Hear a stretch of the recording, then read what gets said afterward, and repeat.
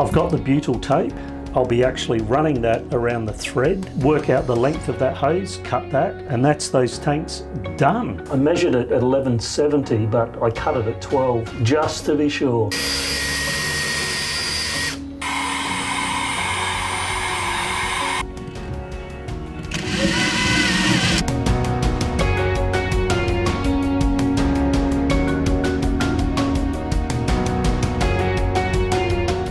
So now all that's left to do, because these have the single-backed adhesive, I just need to peel that off and get it placed squarely over those holes so that everything lines up. The other thing is that I'll be putting those filler fittings in as well, and they have their own little gasket. I'll be using some butyl tape for the thread of that fitting to try and stop any water coming up the thread, and also on every bolt thread that will be holding those tops down, I'll be using the butyl tape.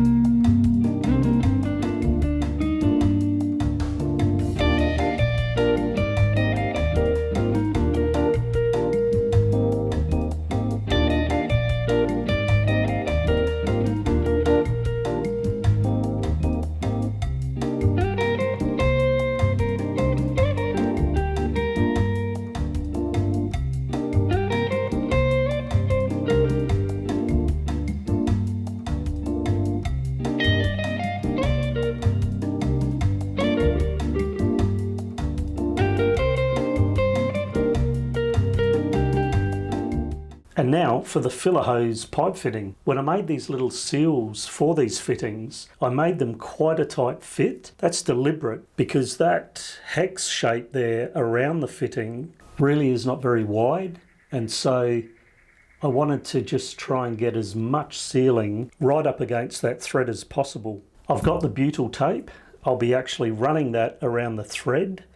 And I'm actually going to put some down low as well. The reason being, as I said before, this is not a tapered thread, so it's pretty much a loose fit the whole way. And to stop water trying to track up the thread, I'd like some butyl tape to stop it right at the start of the thread. So I'm going to just sort of play with that. This will be my first time to use butyl tape, and hopefully I can get a nice good seal. I should be able to.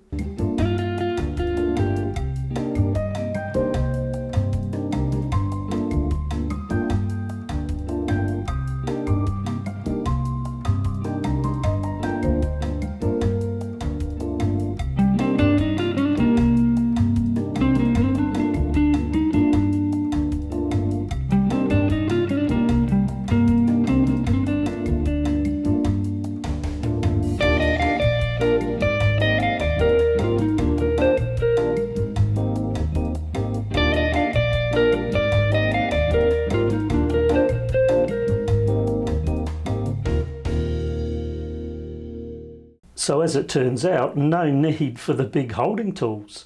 I was able to hold the top of that fitting, and as you saw, the nuts for these are huge. I can get my whole hand around it, and I was able to tighten that up to the point where that fitting is pushed all the way down, compressing that Eva foam, and the butyl rubber has squeezed out nice and evenly around, and that is so solid. There's no movement in that whatsoever. So I think I've got a watertight filler hose fitting, and for a change that was easy. So now I can go ahead with the last part of the puzzle and install the deck filler cap and the hose. I'm going to use the Eva foam on this as well, and just to point out, it is UV resistant. It's somewhat of a wonder foam actually. Sounds excellent for boat work. I'll use the butyl for the screws so that hopefully I'm making everything watertight, and that's all there is now for these tanks.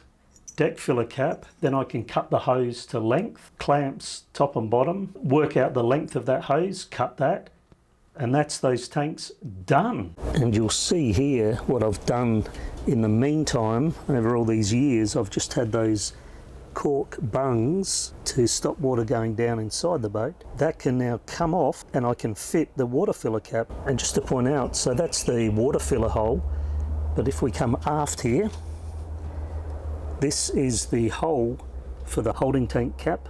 That'll go in later. If we hop into the cockpit here, just in the cockpit here, right above where the diesel fuel tank is the one for the diesel tank, and then on the port side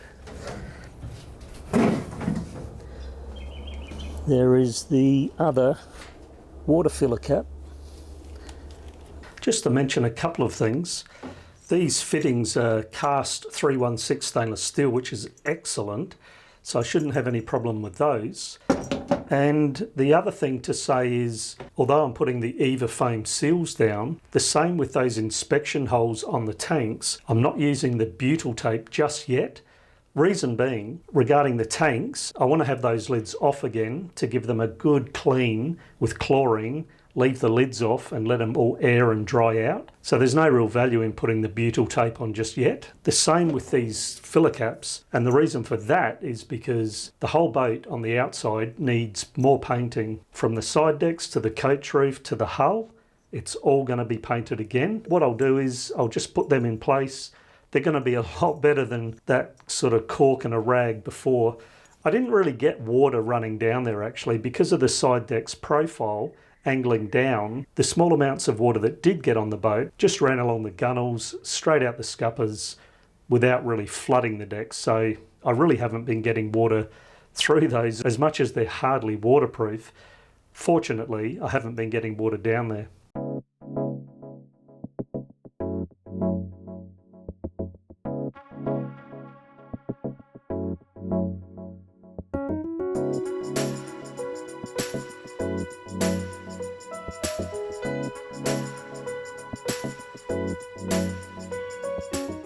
So the plan with fitting this hose is, well, first of all to say this is so solid and stiff, and the filler caps will go in, but it's kind of like a mill only, but that is enough that pushing that in, pretty much forget it. So I will be using some hot water again just to heat the end of that hose. Also, I don't know if you can see, but the ends are pretty untidy. That's from using a hacksaw down at the marine store. So what I think I'll do is I'll use the table saw and get a nice clean cut on the ends, and of course measure the lengths, then cut it to length.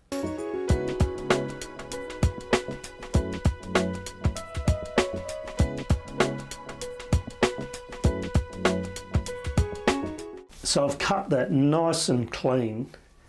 It definitely looks like a better cut. Those fibres which provide the strength, they were a little bit straggly, so I just burnt the ends of them. There's a whole lot of little plastic balls which are stuck to the wall of the hose. I actually poured a whole lot of water down there to clear it, but I can see it's still sort of stuck down there in the wall. So what I'm going to do is just tie a rag to a line and just pull that through and drag those out, because obviously I don't want those going into the tank. I'll tell you what, handling this is like handling a python. It is so unwieldy. It's better now that it's shorter, but my goodness, that 3 metre length is literally, it's like holding a python. I measured it at 1170, but I cut it at 12, just to be sure.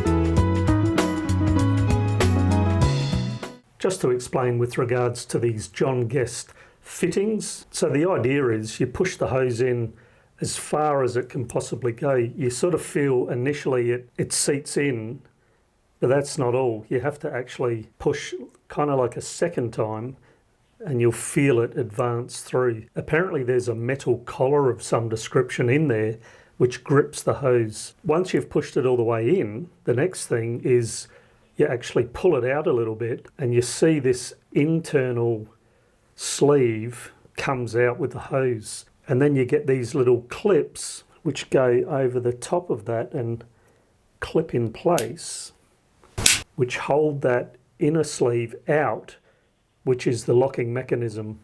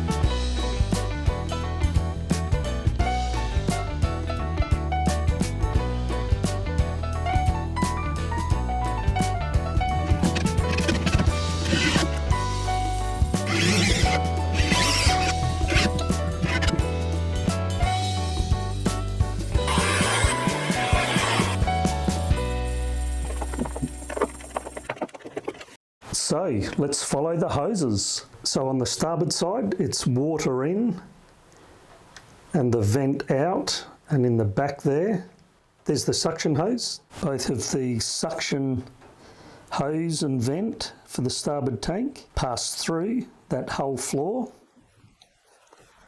Coming through to this side, they run underneath the hull floor flange, heading on towards the bulkhead where they will meet up with the port side hoses. The port side here, the filler hose and the vent hose, and of course at the back there's the suction hose going through that bulkhead hole, and this is where they all gather. Obviously the ones from the starboard side coming out underneath the hull floor there, the port side passing through the bulkhead there. Both suction hoses have a shut-off valve on them for obvious reasons, in case I want to shut off one tank or another, whether it be the water's not good or I want to clean the tank or for any other reason. They then join at a T-piece there, pass through into the cabinet, and of course both vent hoses passing through their own hole just above. And here's my pressure water pump, Sureflow, 2.8 gallons per minute or approximately 12 litres per minute. That should be absolutely more than enough. The remainder of the plumbing for all of this will be done at a later stage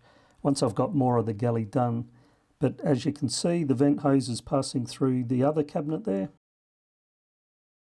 and ending up very close to the centre line. Well, they'll head straight up through the tabletop and continue rising up to that breakfast bar height. So there we go, that's the bulk of the plumbing done. Running the outflow from the pump will be quite easy. It's just one straight up through the cabinet top, another one will follow the vent and the suction hose from the starboard side to cross under the boat straight to the heads.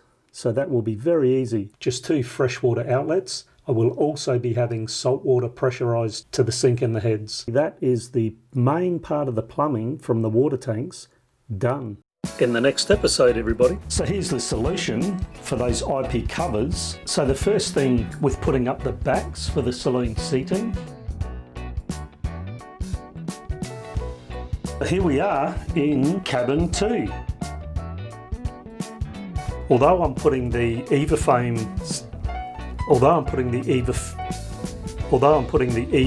seals down, and then you get these little clips which go, Please like, subscribe, hit that bell and share. I'd really appreciate that.